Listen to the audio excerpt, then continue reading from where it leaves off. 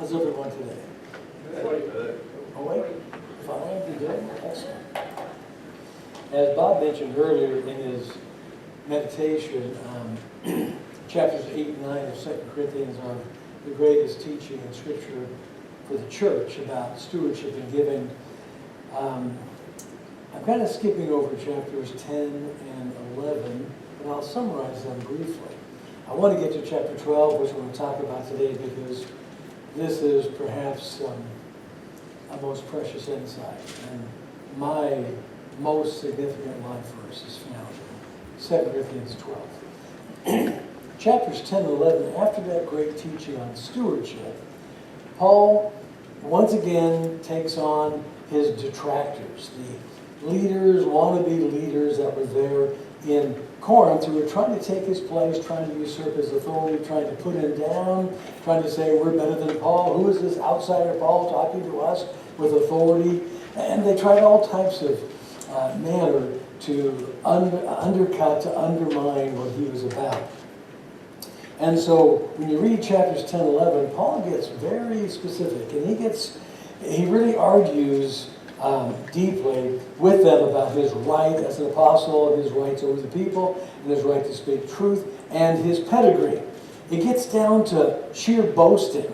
They were apparently boasting about who they were, what they had, and where they were in their walk with Christ. And so Paul kind of lowers himself, and he starts boasting about they have authority, I have authority, they do miracles, I do miracles.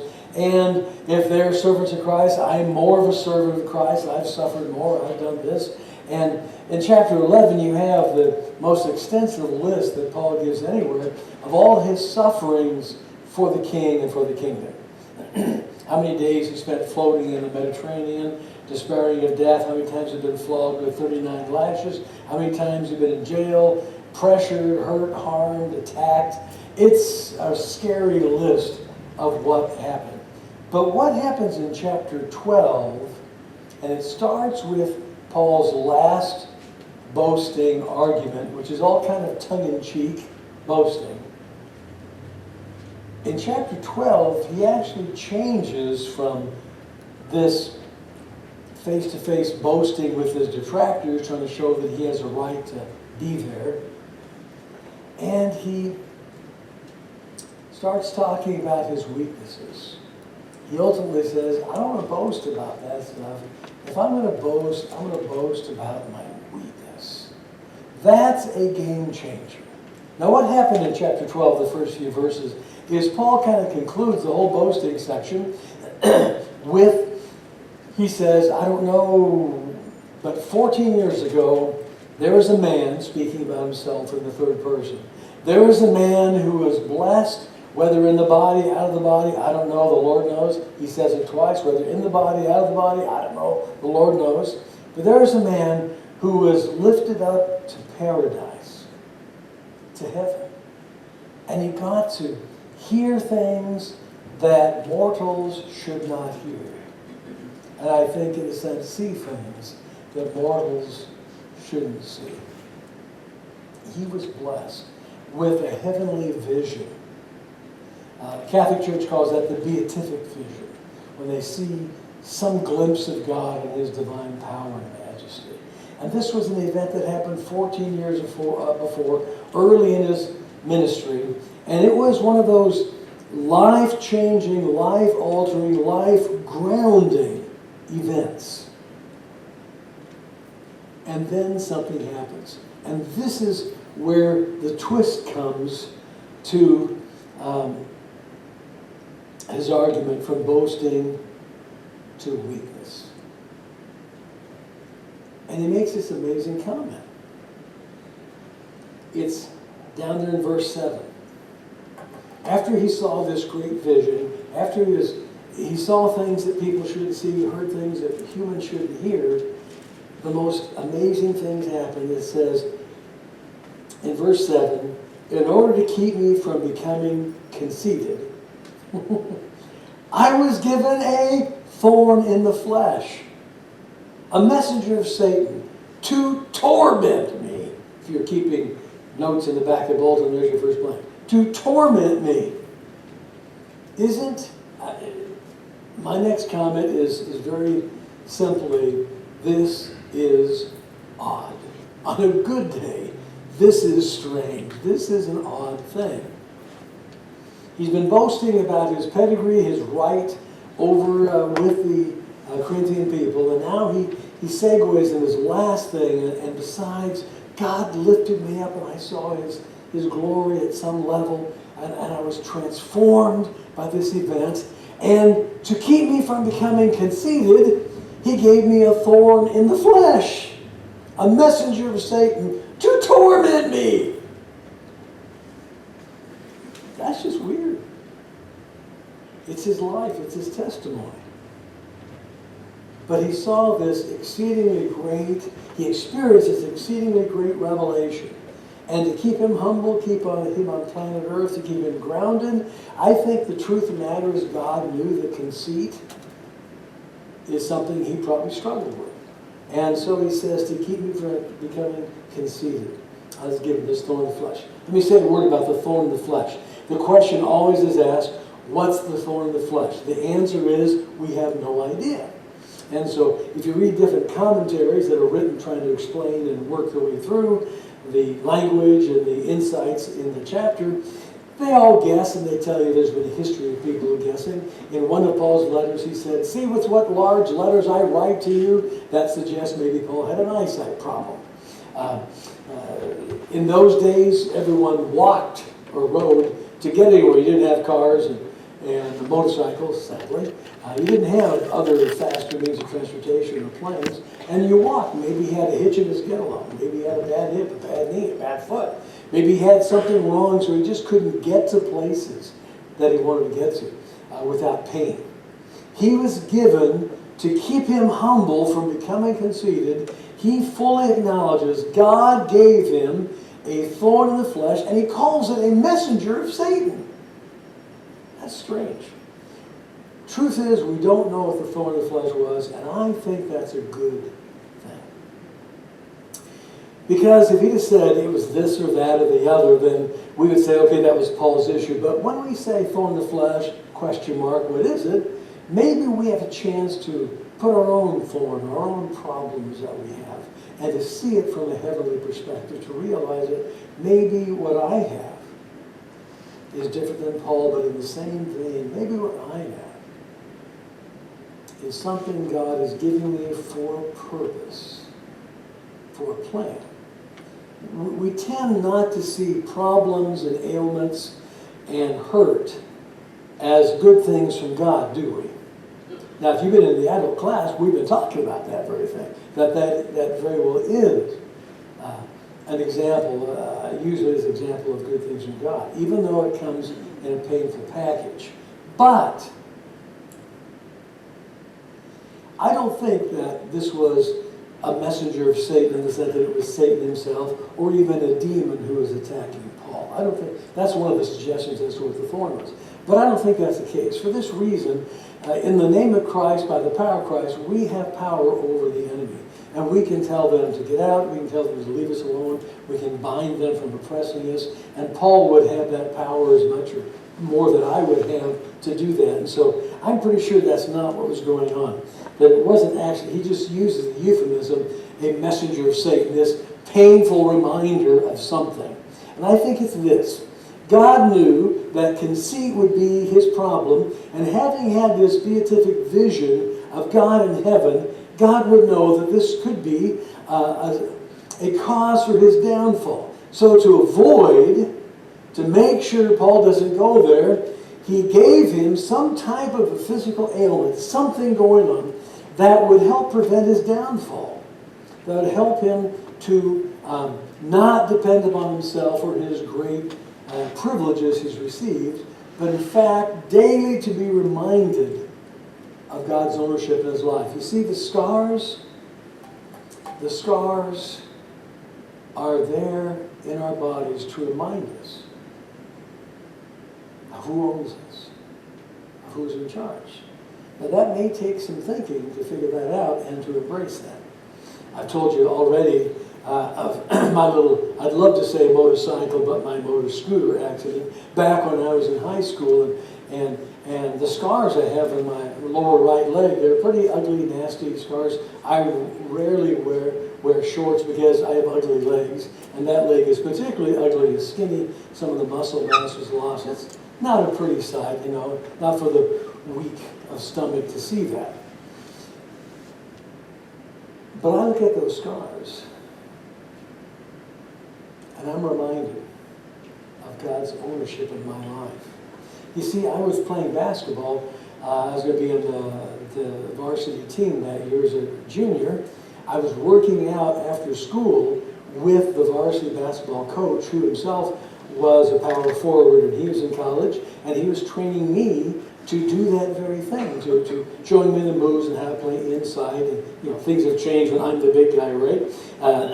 Things have changed in the height of basketball players these days. But he was training me. And back then I was skinny. That's been a long time ago. And I was physically fit, and I was jumping, and I was just building my muscles as a junior in high school. And I was just at the place where I could lay the ball over the rim, and a couple more weeks I'd be able to stuff the basketball and jump and do those things, and I was looking forward to that coming along. Basketball wasn't all my life. It was a very important thing in my life. And like it or not, I believe God took that away from me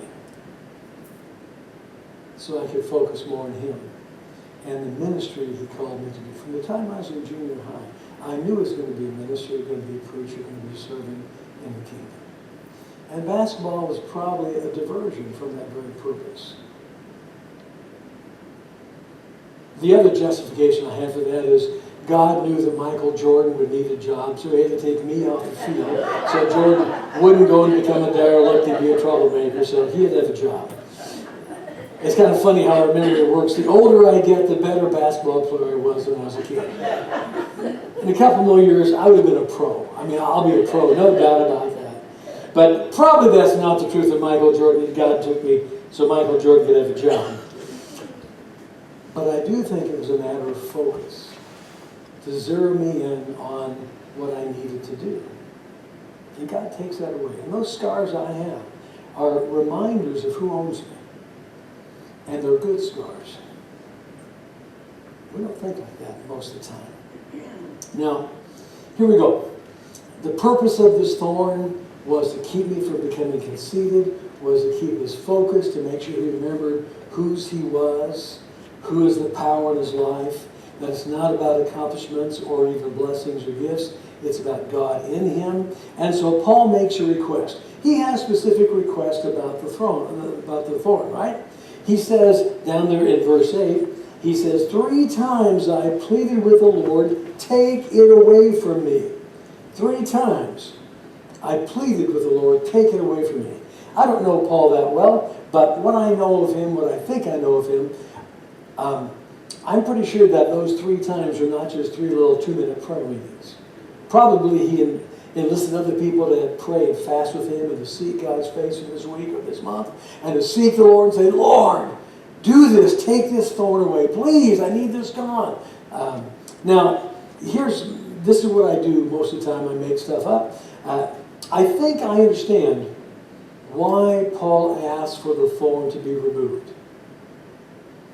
Because it's our human nature.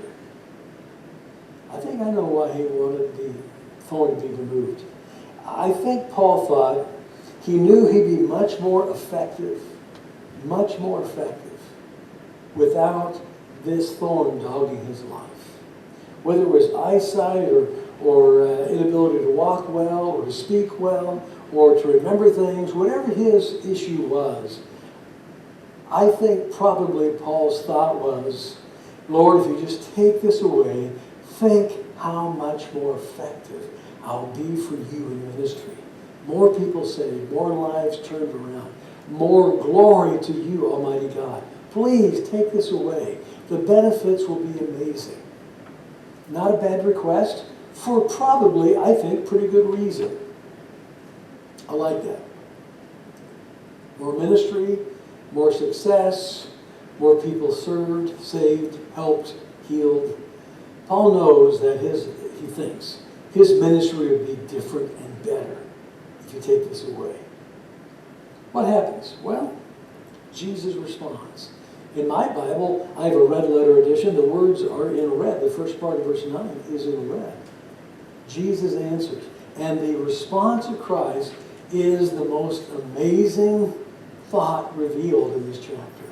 Jesus says to him, my grace is sufficient for you, for my power is made perfect in weakness. Now, you parents out there raise kids. Every time your child would come up and ask for something, you always said yes, right? Whatever they needed, you gave, oh, you want this? Oh, not a problem. Here's the keys. 7-year-old, not a problem. Take the car, come back by 10. Of course not. You know good and well when your children come and ask you for things, for favors, for blessings, for gifts, for freebies, whatever they want, their need, they think are their great needs. You know better than they know what they do and don't need. You've been there, you're 30, 40 years older. You know where they are, what they need. You have a better understanding of their life. And you can shield them from the damage, from the harm, from the hurt. And so you know when you pray and ask things, sometimes the answer is no. Sometimes, and rightfully so, sometimes the answer is you have no idea what you're asking. Sometimes the answer is in a while. You're not ready yet. Sometimes you want this, but what you really need is this. And so quit asking for that. You're going to get over here, not over there. Sometimes God says yes. But don't think for a second as a believer, your prayer is not answered. Your prayers are answered. We just don't like no for an answer, do we? And that's what Jesus says here. He doesn't say no, but when Paul says, please take this away, Jesus' answer is, you don't need it taken away. You don't need it to be gone. You don't need it out of here. What you need is me. We started talking about that a little bit in Sunday school, Pat, didn't we? A little bit about that. We started talking about that. I don't need healing. It'd be nice. Make for an easier life. Make for some great improvements. But what I need is Jesus. You know, the book of Job is one of my favorite books, and most of the book of Job is the counseling of Eliphaz, Bildad, Zophar, and Elihu, and their misdirected counseling, trying to remind Job that he's done some evil, heinous sin he's covering up, and that's why God's punishing him. And Job's response consistently was, I have not done anything new, out of the ordinary, weird to deserve this. He didn't understand the plight that came in his life. A lot of people summarize the theme of Job as why do the righteous suffer? It does deal with that theme. It does approach the theme of why do the righteous suffer. But I think, you might write this down. This is my own, it's probably not worth writing down, but if you felt like it. My own opinion of this is I think the theme of Job is the answer to this one little question. 3 words. Is God enough? Is God enough? Okay, Dan, what do you mean by that? Well, let me try to explain that. Satan, the accuser there, says, of course Job serves you, God, because you've given him everything. He was a multi-millionaire. He had a large family, a loving wife. He had houses. This guy was wealthy. Who wouldn't love God who gives him all the good stuff? And God allows Satan to take all that away. And on the second day, to take his health away. And the question that Job revolves around is, would you love and serve God if all you got out of it was God?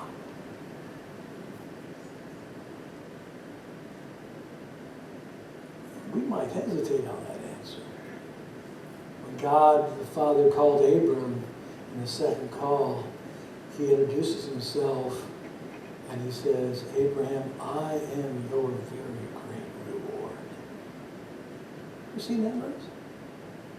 I am your great reward. You get to know me. Mercy. That's a little different. So Jesus answers Paul, no, my grace, you don't need healing, you don't need freedom from that. What you need is my grace. And then that second part, for my power is perfected in weakness. My grace is sufficient for you, for my power is perfected in weakness. Rather than taking the thorn away, God gave Paul the blessing of enduring the inconvenience and learning through that thorn, learning how to depend upon him. Learning how to depend upon him. You see, what this passage is about is the end of self. That's the sign, one of the great signs of maturity in Christ. It's the absence of self. It's not about me. Never has been, should never, thought to be. But in most people's life, it's really about me and what I want and how I understand things or don't see things. And this doesn't fit my theme of justice and why? Jesus' words to you and me in that crisis is, it's not about you. It's about the grace I give and the empowering I bring to the weakest vessel. When I say I can't take it, I can't do it anymore, I can't get there on my own, God says, great, you finally have come where I want you. So now you can live in my power. You get that? If we keep the power, our power, we will not experience God's provisions, God's grace. We'll be doing ministry and life in the flesh. A lot of ministers, their life power is human empowerment. We get discouraged, we get tired, we get jaded, we get weird because we're doing it the way we think and our power, and we're not emptying self out. It's the absence of self. My grace is sufficient. Paul, you don't need to be healed. You need to look to me for your powering, for grace, for your sufficiency. Job, is God enough? If God took everything away from your life, would you curse him? Or would you, like Job, say, the Lord gives, the Lord takes away. Blessed be the name of the Lord. I'm not sure how he'd answer that question. Now, Satan thought he had Jesus when he got him to the cross, took his life. Satan and the demons of hell thought, whoa, what a great victory. What looked like, from a human perspective, God's Achilles heel, God's deepest, weakest moment, when Satan was able to crush his human life. Satan thought we win. But the truth is, it was in that weakness of letting the world have its way and kill the Son that the price was paid for the salvation for the world. That cross that Satan thought was his great victory was the undoing of Satan's kingdom. Jesus would say in John, now the prince of this world is being cast down. Now is time for judgment on the prince of the air. Judgment?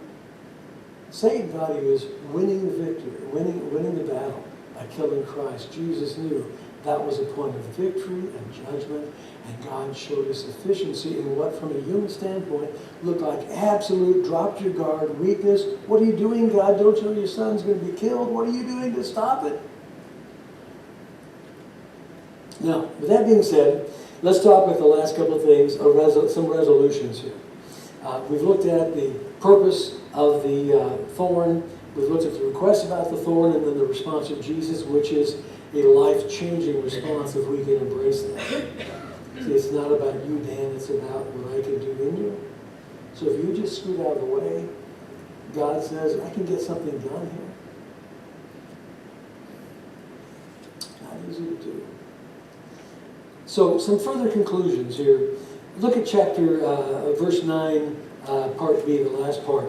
After he quotes Jesus saying, my grace is sufficient for you, my power is made perfect in weakness, Paul says in 9b, therefore I will boast all the more gladly about my weaknesses. See, you got to realize the last 2 chapters, Paul's been not boasting, but he's been trying to fight with the false teachers. So he's been showing his pedigree versus theirs, that he's suffered more, that he's more faithful.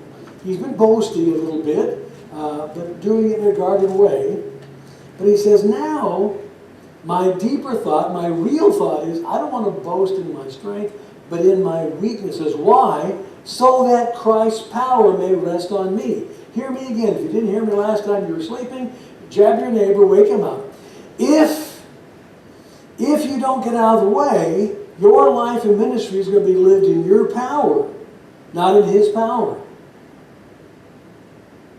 When we deny ourselves, take up the cross to follow him, when we put to death the flesh, as Paul says in Romans 6, when we kill the old man, let it die, and throw our arms out saying, Lord, I have nothing to bring. God says, thank you, finally, got away, let me do something. My grace is sufficient. You don't need anything. I don't need anything but him. He is enough. Your grace is enough. Do we believe that? He says, so I boast about my weaknesses, so Christ's power may rest on me. In verse 10, the first part, Paul goes on to say, that is why, for Christ's sake, I delight. What a strange word. I delight in weaknesses. What? In insults. In hardships. He's doing something weird here. In persecutions. In difficulties. Why in the world would Paul delight in weakness and insults and hardships and persecutions? Because that reminds us how we get beat down, put on, done to by everyone around us. And that's the last insight, the last part of verse 10, is because for when I am weak, then I'm strong. And so the insults, the hardships, the difficulties, the illness, the pain, the hurt, the crud of life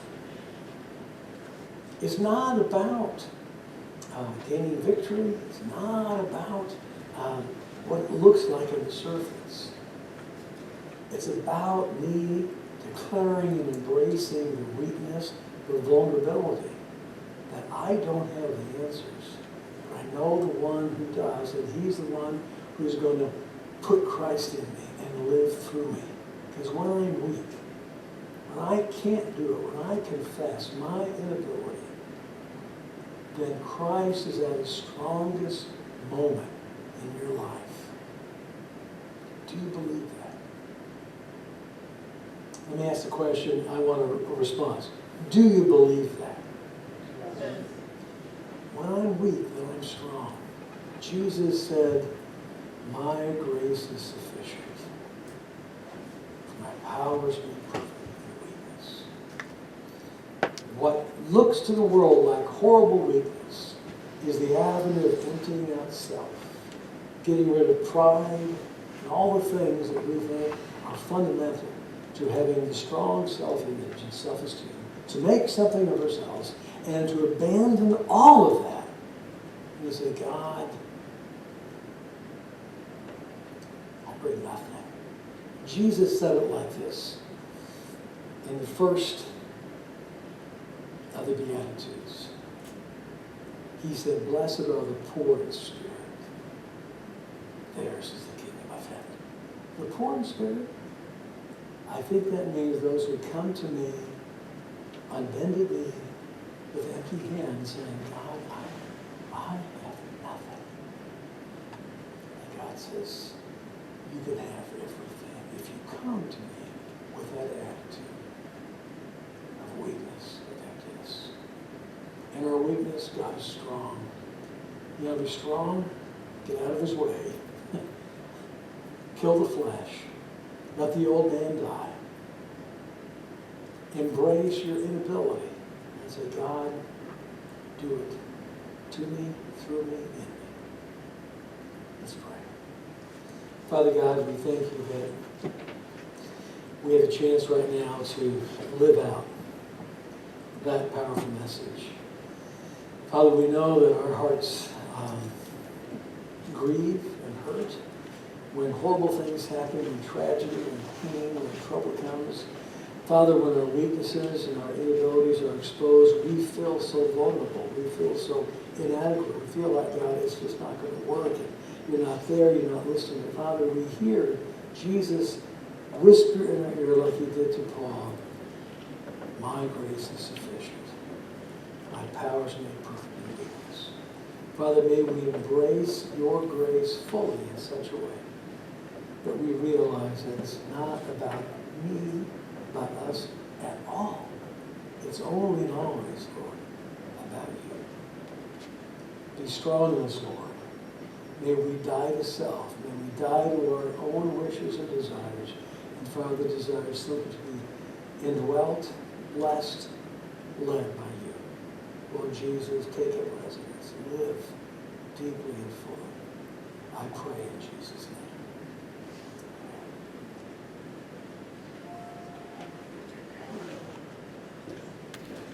Will you stand as we sing about